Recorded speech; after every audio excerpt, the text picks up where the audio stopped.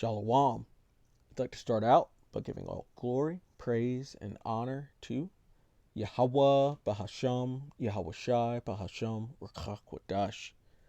Double honors to the elders and apostles of the Great Millstone, and Shalom to the elect of Israel. This is the Mayim in Atlanta, and I've got this little clip of Tucker Carlson speaking on basically aliens and demons, or angels and demons, Salakia.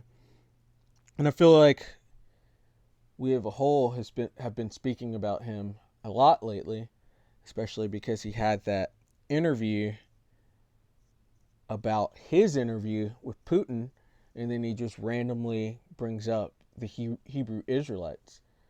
And we also know that he met the apostles over a decade ago, and since then I think some of that stuff's been weighing on his mind. He's over the last few years he spoke on how he's gotten more spiritual.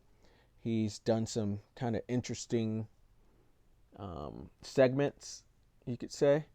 For example, he did one on melanin and how it is a huge advantage to a human being. He talked about how little dark-skinned babies or brown babies actually learn how to walk and talk faster than pale-skinned babies because of the pineal gland and melanin.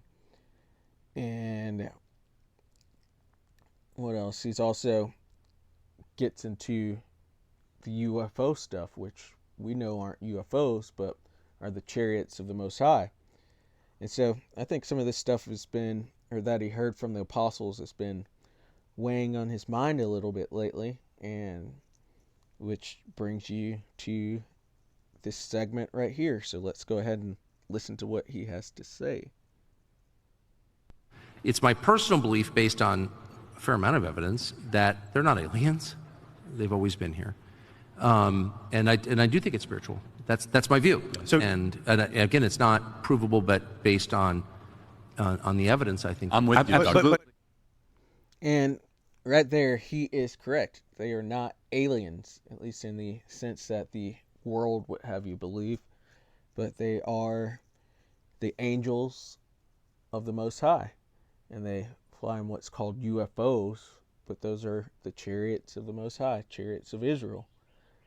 And whether they be on the left hand or the right hand, it's all of the Most High, and it is a lot more spiritual than it is carnal, as the world wants you to believe. If the U.S. government has in fact had direct contact with these beings, whatever they are, I've already told you what I think they are, and has entered into some sort of agreement with them, which is the claim of informed people, I would say. Whether they're right or wrong, I can't say conclusively. But if that is true, I mean, it's a very, very, very heavy thing. Yeah, a lot of people say interdimensional. And then hitting on that, we do know that the elite commune with these different spirits that are on the left-hand side, because they're on the left-hand side themselves. They are the wicked, especially the elite. And so he's not wrong on that as well.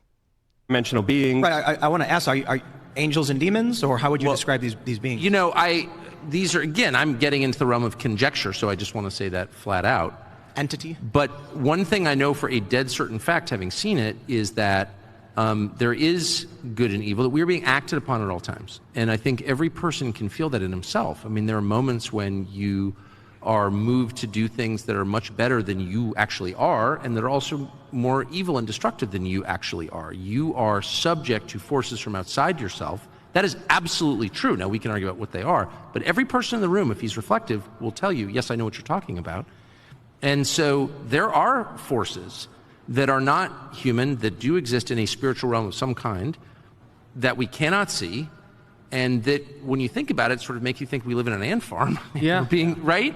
And that's that is real. Yeah. Okay. And there's many. And he's right about that too, because the Most High is in complete control. We do not have free will. And the angels, whether on the left or the right hand, he sends them to influence people into certain decisions. but it's all in the Lord's hands. But what I want to speak about is how he is talking about how the government has possibly entered into a deal with what he called entities. And so we're going to start out here in Ephesians chapter 6 and verse 11. It says, "Put on the whole armor of the Most High, that you may be able to stand against the wiles of the devil." Wiles going into trickery, and the devil being deceiver. It says, "For we wrestle not against flesh and blood, but against principalities, against powers, against the rulers of the darkness of this world, against spiritual wickedness in high places." And so, speaking on the elite, they do commune with these different spirits, and that is what we are at war with currently, the spiritual warfare in which the Lord has us engaging in against the wicked. So we're, the hopeful elect, are engaging with Yahweh B'Hashem Yahweh Shai, while on the left, the elite are engaging with different beings and entities on the left hand, different angels on the left hand. And so let's get into that word, principalities. Strong's G 746 or K. So at the top it says beginning or origin, but down here you jump down to verse 5 in this outline of usage. And it says the first place, principality, rule, magistry of angels and demons. So it's showing you the left and the right side. And these are spirits, just like he was speaking to you. And that's what the elite commune with on the left hand. And so he was not wrong on that. And that's our whole fight, is against the left hand.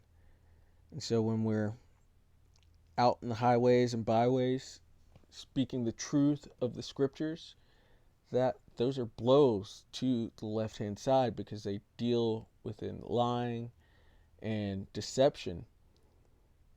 But bringing the truth puts their lies to rest, because the truth is going to rise above all of that, all of the mess that they've put out into the world.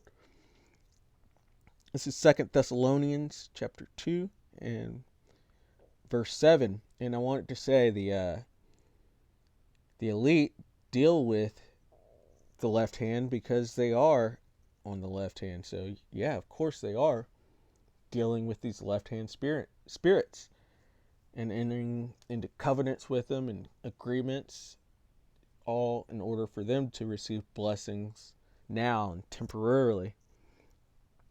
2 Thessalonians 2 and verse 7. "For the mystery of iniquity doth already work. Only he who now letteth will let until he be taken out of the way." And so during the time of this writing, this was the Roman Empire was in rule. And so that's how the mystery of iniquity was working, because the wicked were in power. And then they fell after Rome, and then rose back up again during the Renaissance. And it was a mystery to everyone for a while, like this mystery of iniquity, but now they are being revealed as being the Edomites and the wicked of the scriptures, the people of the Lord's curse to judgment. And we're all just waiting and waiting and waiting for the Lord to judge them. But putting out different lessons and preaching on the highways and byways, or teaching out there and trying to stick to the law, statutes, and commandments as best we can, this all speeds up the process. We're landing blows to the enemy, and that's how you occupy until the Lord comes. Verse 8, and it says, "And then shall that wicked be revealed," and the wicked are the Edomites, or the Idumeans, and they are so-called self-proclaimed white people, so-called Caucasians or Europeans. That's who Edom is. And this also includes the Small Hatters. They are the head tribe of the nation of Edom. And they are being revealed day and night. The Lord said he was going to lift the skirts of Esau, and he has been. He's showing all their past wickedness and wicked inventions that they've done, and all the violence they've committed, the thievery that they've done. It says the devil came not but to steal, to kill, and to destroy. And that's exactly what they've done. And then they documented it, thinking people weren't going to look down on them for it. But indeed, these things are coming out day after day. And then as well, they're revealing their own selves. He said his tongue would fall upon himself. And you see certain things coming out from different whistleblowers that were in elite circles, and they're Edomites themselves, and it's really just hurting their kingdom. But they are being revealed, and then above all, the prophets are revealing them in a biblical truth. And this is all just showing the downfall of their kingdom, and it's also showing the Lord letting and getting these people taken out of the way, their wicked rulership. It says, whom the Lord shall consume with the spirit of his mouth, that being the prophets, and shall destroy with the brightness of his coming. So the Lord, when he comes with those clouds, he's going to be lighting them up in his chariot, or what the world calls UFOs. It says, even then, his coming is after the working of Satan, with all power and signs and lying wonders, Satan being the adversary, and the Edomites are the people of Satan. They are adverse to all of the Lord's ways. They go around the earth saying that the law, statutes, and commandments are done away with, and they've broken all of them, and they've placed themselves within the scriptures, even though they have nothing to do with it.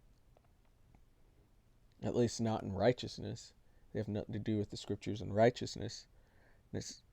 And same things that Satan does, the adversary, same things that they do, the lying wonders, the signs, and they're in power currently. And it says, and for this cause, Slakia, verse 10, and with all deceivableness of unrighteousness in them that perish, because they receive not the love of the truth, that they might be saved. So these are deceivers, which goes into devils. And so, of course, these devils are communing with left-hand spirits. I'm going to end it off here in Isaiah 47 and verse 12. And speaking to the Edomites, it says, especially the elite, it says, stand now with thine enchantments and with the multitude of thy sorceries. And so Tucker was talking about how he thinks that the government has entered into an agreement with them, which I had heard that before the truth, and talking about these different technologies that they've acquired over the last 50 years or so. And right here it's letting you know, yeah, they do, especially the elite, they do commune with these spirits, and they've developed different enchantments and sorceries and spells and things over the last few years. But it's all fading away. Their power is waning, and they're about to lose that power completely. It says, wherein thou hast labored from thy youth, because they were always wicked since Cain. And it says, if so be thou shalt be able to profit, if so be thou mayest prevail. And so keep that same energy, but the Lord is about to bring them down. There's no amount of communing with left-handed spirits, or trying to make agreements, or whatever they're doing, these different enchantments and seances. It's not going to help them, because It's time for them to be judged for all the wickedness that they have done. And so, Lord willing, that was edifying.